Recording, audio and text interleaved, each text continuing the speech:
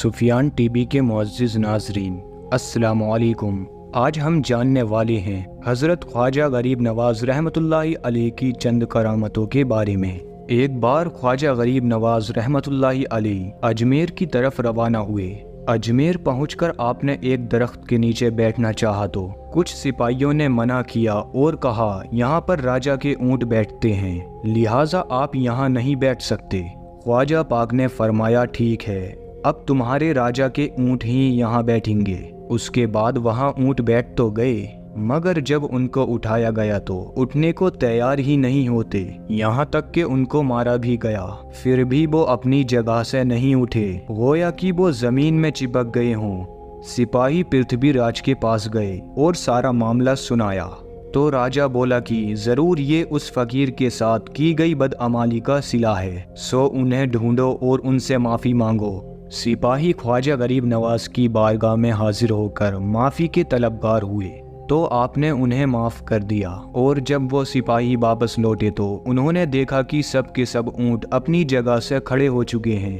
आपके हुस्ने अखलाक को देखकर और आपकी बातों को सुनकर हजारों हजार की तादाद में लोग मुसलमान होने लगे तो घबराकर राजा ने आप पर पानी बंद करने का हुक्म दिया और सोचा कि जब पानी ही ना मिलेगा तो वो यहाँ से चले जाएंगे। ख्वाजा गरीब नवाज ने अपने मुरीद को आना सागर पर भेजा। जब ये मुरीद आना सागर के पास जा पहुँचे और कासे में पानी भरा तो खुदा की ऐसी कुदरत हुई कि पूरे तालाब का पानी एक कटोरे में समा गया। इधर तालाब तो खुश्क हो गया, मगर सरकार की बारगाह में पानी की कोई कमी ना थी। तो अजमेर में कोहराम मच गया कि आनन फानन में तालाब कैसे सूख गया। लोग परेशान और बेचैन हो गए। जब राजा को ये खबर मिली तो फिर उसने अपने सिपाहियों को सरकार गरीब नवाज की बारगाह में भेजा और मिन्नत व समाजत की कि अगर पानी ना मिला तो लोग प्यासे मर जाएंगे। रहम दिली तो अल्लाह वालों का खासा है ही। सो वो कासे का पानी फिर से तालाब में डलवा दिया और पूरा तालाब फिर पानी से भर गया। वहाँ के तमाम पुजारियों के सरदार का नाम शादी देव था। जब इसने अपने बुतखानों में वीरानी देखी तो भड़क गया और गरीब नवाज की बारगाह में गुस्से से हाजिर हुआ, मगर जूं ही ख्वाजा पाक ने उस पर नज़र डाली वो फौरन कांपने लगा और गिरकर माफ़ी मांगी और इस्लाम भी कबूल कर लिया। उसका इस्लामी नाम साद रखा गया। जब 80-90 हज़ार लोग मुसलमान हो गए तो पृथ्वीराज घबरा गया और सरकार गरीब नवाज को रोकने के लिए अपने गुरु और हिंदुस्तान के सबसे बड़े जादूगर जयपाल को बुलाकर ख्वाजा गरीब नवाज के सारे हाल से वाकिफ कराया। जयपाल ने इनको बड़े हल्के में लिया और राजा को यकीन दिलाया कि वो बहुत जल्द उनको उनके साथियों के साथ अजमेर से निकाल देगा। जयपाल अपने साथियों के साथ उड़ने वाले शेरों पर सवार होकर हाथियों और अजदहों के साथ सरकार गरीब नवाज की बारगाह में पहुंच गया। ख्वाजा पाक ने एक लाइन खींची और फरमा दिया कि कोई भी इसके बाहर ना जाए। पहले उसने अपने अजदहों को भेजा, जैसे ही आपके पास पहुंचा जलकर खाक हो गया। फिर आग की बारिश करने लगा, मगर वो आग वापस लौटकर खुद उसको ही जलाने लगी। जब जयपाल ने ये माजरा देखा तो सोचा कि उड़कर आप पर हमला करे, तो वो हवा में उड़ने लगा। ख्वाजा गरीब नवाज ने उसे उड़ता हुआ देखा तो आपने अपने नालैन को उसकी तरफ फेंका और ये नालैन जाकर जयपाल के सर पर बरसने लगी और उसको मारते मारते बुरा हाल कर दिया। जयपाल उनकी सदाकत को समझ गया और फौरन कदमों में गिरकर माफ़ी मांगी। ख्वाजा गरीब नवाज ने उसे माफ़ भी कर दिया और जादूगर जयपाल का नाम अब्दुल्ला रखा गया। ख्वाजा गरीब नवाज ने इसके बाद पृथ्वीराज को भी इस्लाम की दावत पेश की, लेकिन उसने इस्लाम कबूल ना किया और आपके मुरीदों पर जुल्म सितम करने लगा।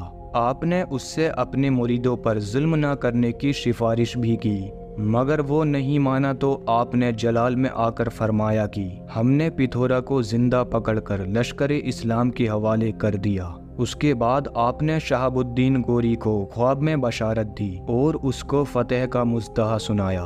शहाबुद्दीन गोरी पहले ही शिकस्त की वजह से परेशान था। फिर उसने एक लश्कर जर्रार को तरतीब दिया और हिंदुस्तान पर हमले के लिए निकल पड़ा। वहां पहुंचकर उसने पृथ्वीराज को अपनी इताअत करने का मशवरा दिया, मगर वो अपनी फौज पर घमंड करता रहा और 150 राजाओं की फौज को लेकर, जिसमें 3000 हाथी सवार, 30,000 घुड़सवार और बेशुमार पैदल सिपाही मौजूद थे, इसी के साथ वो जंग करने के लिए तैयार हुआ। शहाबुद्दीन गोरी ने अपनी 1 लाख फौज को 4 हिस्सों में बांट दिया था। जब एक हिस्सा जंग करता तो 3 हिस्से आराम करते। जब वो थक जाता तो दूसरा हिस्सा आगे आता और पहले वाला आराम करता।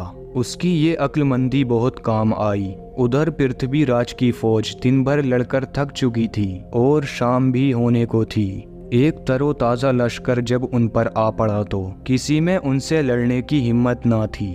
बहुत से राजा मारे गए और पृथ्वीराज गिरफ्तार हुआ। पृथ्वीराज ने भागना चाहा, मगर वो आखिरकार मारा गया। सूरज डूब चुका था। अचानक शहाबुद्दीन गोरी के कानों में कहीं से अजान की आवाज़ सुनाई दी। वो हैरान रह गया कि इस कुफरिस्तान में अजान कैसे। उसे बताया गया कि एक फ़कीर यहाँ कुछ दिनों से मुकीम हैं। वो अजान देकर नमाज पढ़ा करते हैं। शहाबुद्दीन गोरी वहां पहुंचा और उसने वुज़ू किया।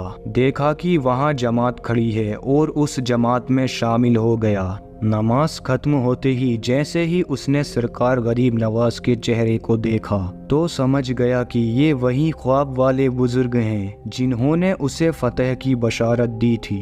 आपके पास आया और देर तक रोता रहा। सरकार गरीब नवाज ने उसे उठाकर सीने से लगाया। उनकी ख्वाहिश पर उन्हें अपने सिलसिले में बैत किया और फिर रुखसत किया। शहाबुद्दीन गोरी दिल्ली में अपना नायब कुतुबुद्दीन ऐबक को बनाकर वापस लौट गया।